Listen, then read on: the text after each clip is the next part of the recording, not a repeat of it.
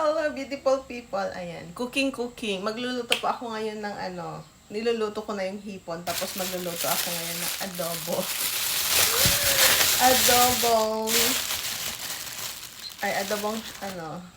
ito ang isa sa hug ko. Kasi ang tagal nang sinasabi ng asawa ko, gusto niya daw yung adobo natin. Ngayon may time ako.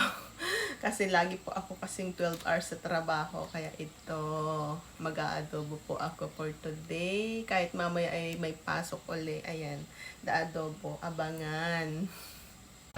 Ayan, luto na yung isa. Pasensya na kasi medyo yung ko po kasi. May upo, ayan. Ayan, ang aking hipon na luto na. Lulutuin ko na po yung aking adobo. Kasi yung hinalo ko lang is carrots tsaka patatas, tapos oyster sauce, and then suka. Yun lang po.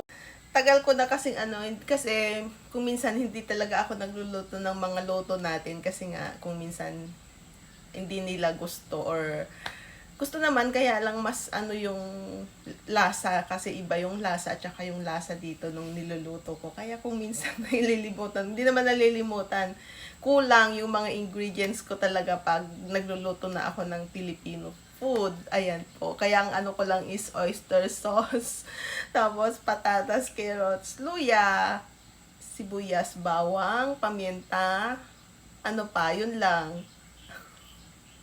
Ang sarap po. Ito na, luto na. This is it. Pansit. Ayan, mainit po kasi kaya nilagyan ko ng towel sa kasi ang init nung nung mangkok. Ayan.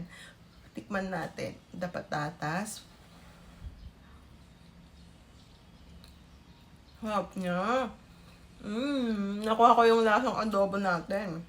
Harap niya.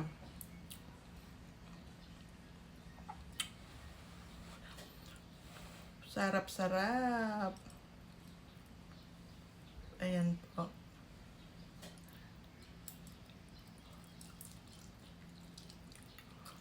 Ang init. Ang init. Baka po ng init niya. Ayan po. Maraming salamat. Sarap niya. Maraming salamat po. Thank you. Laging tatandaan. Life is beautiful. Bye.